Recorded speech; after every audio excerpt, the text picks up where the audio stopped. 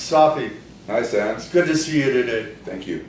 I got a question. Okay. Is Islam a religion of violence? Well, Sam, if you take the verses of the Quran out of context, yes, it is. Depend on how people read it and what they try to make out of it. I can take some verses of the Quran if you want and go over them and let's see together if it calls for violence or not. For instance, in Surah 2, verse 190, it says, fight in God's path. If we stop there, we'll be taking the verse out of context. It's ordering us to fight in God's path. But fight whom? For what reason? Unless we continue the verse, we don't know. The verse says, fight in God's path against those who fight you. That means Self-defense. somebody start a fight and you are defending yourself. No. The verse continues to say, but do not be aggressors. That means under no circumstances that you should initiate the fight, that you should start the fight. But if somebody starts to fight you, you have a duty, a permission from God to defend yourself, to defend your wealth, to defend your family, to defend your land, Your home? your home. The verse continues and says, for God does not love aggressors. The God we're talking about here is the God of Abraham, the God of Moses, the God of Jesus, the God of Muhammad.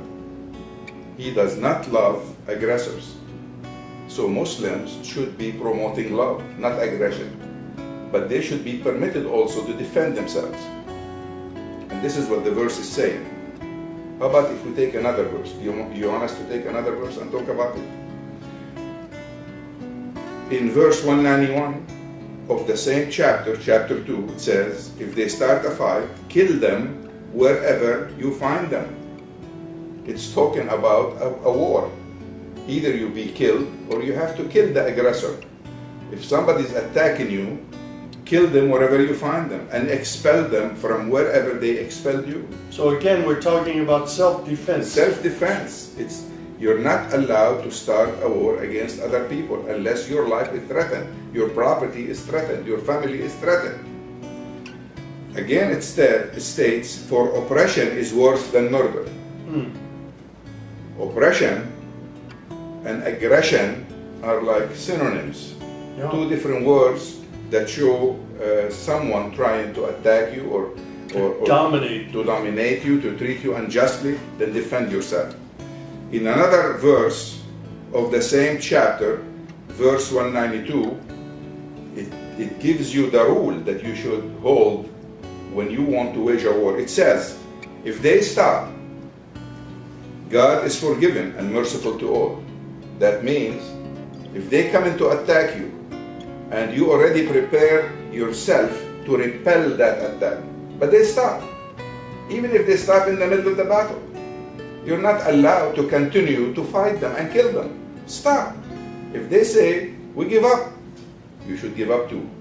Because you're not doing it to please yourself, to say, I won a war. You're doing it because you are defending yourself. When that reason is no longer there, then you stop. Very simple. This is aggression in Islam. Is Islam a religion of aggression? Or is it a religion of peace? I would say it's a religion of peace. No, it certainly seems that way. Okay. Thank you, Sam.